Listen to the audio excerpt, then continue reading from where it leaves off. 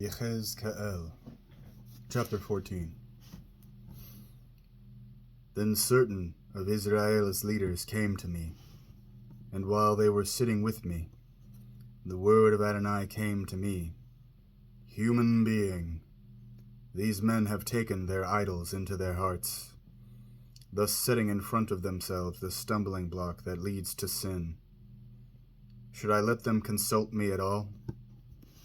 Therefore, speak to them, and tell them that Adonai Elohim says, Everyone in the house of Israel who takes his idols into his heart, thus setting in front of himself the stumbling block that leads to sin, and then comes to the prophet, I myself, Adonai, will answer him in a manner suited to his many idols, in order to grab hold of the house of Israel in their hearts, since through their idols they have all fallen away from me. Therefore say to the house of Israel that Adonai Elohim says, Repent, turn yourselves away from your idols, turn your faces away from all your disgusting practices. For everyone, whether from the house of Israel or a foreigner living in Israel who separates himself from me and takes his idols into his heart, thus setting in front of himself the stumbling block that leads to sin, and then comes to the prophet asking him to consult me for him, I myself, Adonai, will answer him. I will set my face against that person, make him a warning sign and an example, and cut him off from my people. Then you will know that I am Adonai. Now whenever a prophet is enticed into speaking a word, it will be I, Adonai, who will have enticed that prophet. I will stretch out my hand over him and destroy him from among my people Israel. The prophets will bear the guilt of their sins. The sin of the prophet will be the same as the sin of the inquirer, so that the house of Israel will no longer wander away from me or defile themselves with all their crimes.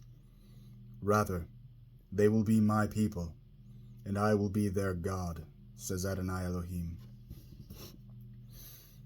The word of Adonai came to me, Human being, when a land sins against me by dealing treacherously with me, so that I stretch out my hand over it and break off its food supply, sending it famine and eliminating both its humans and its animals, even if these 3 men were in it, Noah, Daniel, and Eov,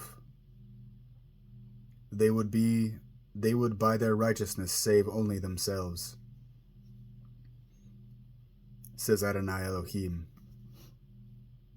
If I unleash wild beasts on the land, and they kill its children and desolate it, so that no one can pass through, because of the animals, even if these 3 men were in it, as I live, says Adonai Elohim, they would save neither sons nor daughters, only they themselves would be saved, and the land would remain barren.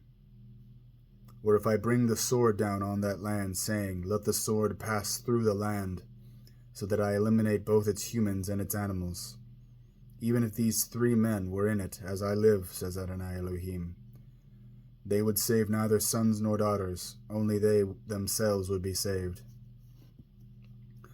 Or if I bring a plague into that land and pour out my fury on it in bloodshed, so that I eliminate both its humans and its animals, even if Noah, Daniel, and Eov were in it, as I live, says Adonai Elohim, they would save neither a son nor a daughter. They would save only themselves by their righteousness.